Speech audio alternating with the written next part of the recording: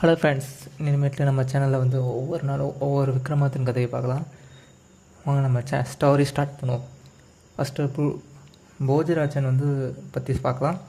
போஜராஜன் என்ற அரசர் தருமாபுரி என்ற இடத்த நீதி தவறாமல் காத்துட்டு இருந்தார். அப்போது ஒரு தடவை வேட்டைக்கு போகலான்னு சொல்லி அமைச்சர் நீதி வக்கியனும் மற்றும் பரிவாரங்கள் சூழ போனார். அப்போது ரொம்ப களைப்பாஞ்சுன்னு சொல்லி பக்கத்தில் இருந்த கம்மங்கொல்லையில் சரவணன் பட்டன் என்பவன் பரண் மீது உட்காந்து காவல் காத்துட்டு இருந்தான்.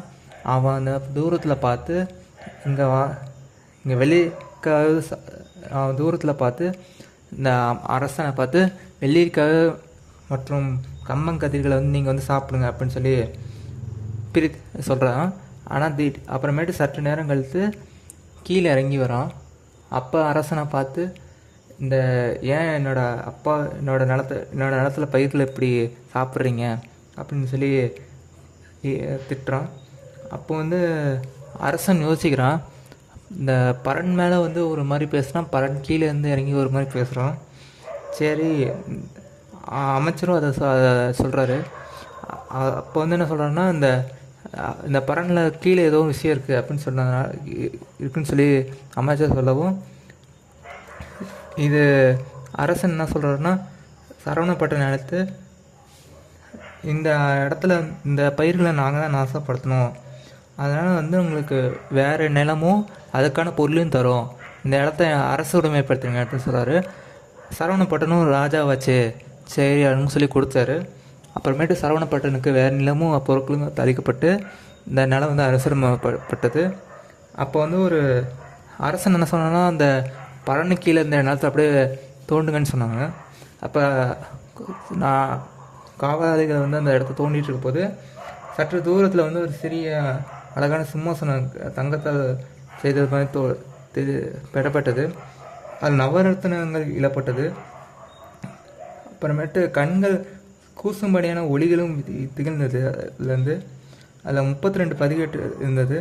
ஒவ்வொரு படிக்கட்டிலும் ஒவ்வொரு பதுமையும் இருந்துச்சு. மொத்தம் 32 பதுமைகள் இருந்தன. ஒவ்வொரு பதுமைக்கும் ஒவ்வொரு பெயர் சேர்க்கப்பட்டிருந்தது.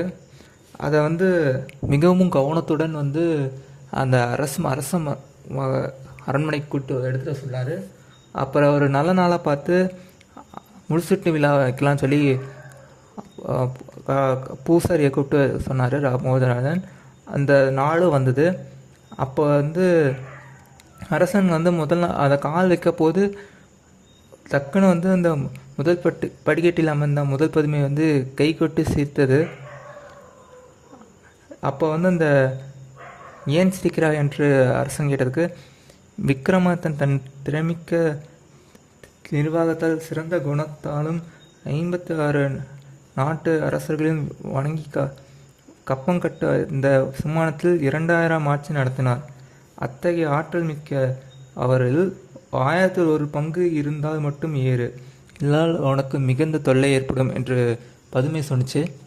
அப்போ சரி, விக்ரமாதித்தன் பற்றி சொன்னதுக்கு மிகவும் நன்றி, அவரை பற்றி அவரை முழு கதையை வரலாற்றையும் என்கிட்ட சொல்லு அப்படின்னு கேட்குறாரு. அதனால் நான் பயன்பெறுவேன்னு சொல்கிறாரு.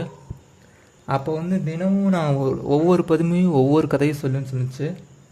இந்த 32 பதிக்கட்டையும் 32 நாளில் நீ இந்த கதையை அறிந்த பின்னாடி நீ அவரோட குணத்தை நீ ஈடுகட்டுற மாதிரி இருந்தால் ஒவ்வொரு படிக்கட்டாக ஏறு, ஒவ்வொரு கதைக்கும் நீ கேட்டு நீ அவருக்கான குணங்களை பெற்றிருந்தால் நீ ஏறு, இல்லைன்னா அவனுக்கு துன்பமே ஏற்படும் என்று சொன்னார்.